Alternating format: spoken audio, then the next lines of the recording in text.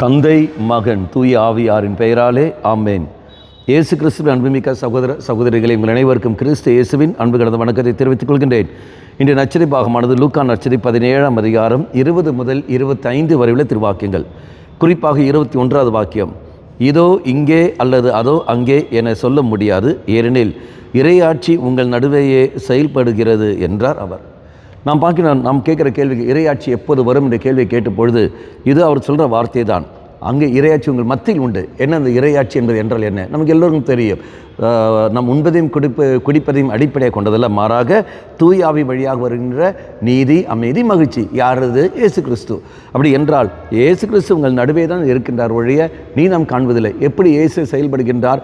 அருட்சாதனங்கள் வழியாக தெய்வம் செயல்படுகின்றார், இறை மக்கள் வழியாக தெய்வம் செயல்பட்டு கொண்டிருக்கின்றார், இயற்கை வழியாக தெய்வம் செயல்பட்டு கொண்டிருக்கின்றார், அன்றாட நிகழ்வுகள் வழியாக தெய்வம் செயல்பட்டு கொண்டிருக்கின்றார், வார்த்தை வழியாக தெய்வம் செயல்பட்டு கொண்டிருக்கின்றார். அப்போ தெய்வம் நம் மத்தியில் தான் இருக்கிறார் ஒழி. அதனால் தான் இம்மானுவேல், நம் கூட இருக்கின்ற தெய்வம். அவர் எங்கேயும் போனதில்லை. நீயும் நானும் தான் காணாமல் இருக்கின்றோம், நீ நாம் தான் உணராமல் இருக்கின்றோம். அப்படி உணராமல் இருக்க காரணம் என்ன? நம்முடைய பாவ நிலைகள், நம்முடைய கண்டுகொள்ளாத தன்மைகள்.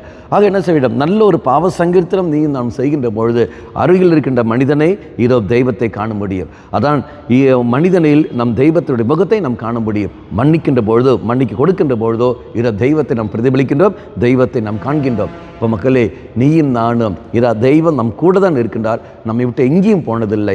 அந்த தெய்வத்தை நான் உணர வேண்டும் என்றால், அந்த தெய்வத்தை நான் காண வேண்டும் என்றால், நான் செய்ய வேண்டிய ஒரு முக்கியமான ஒரு நிலை காரியம் என்னவென்றால், நல்ல ஒரு பாவ சங்கீர்த்தனம் செய்கிற சமயத்தில் ஆத்மார்த்தமாக பாவ சங்கீர்த்தனம் செய்யும் பொழுது இதா தெய்வத்தை நம்மளால் காண முடியும், உணர முடியும். அந்த இறை வார்த்தைக்கு ஏற்றபடி நம்மளால் வாழ்க்கை வாழ முடியும். அதுக்கான முயற்சிகள் எடுப்போம்.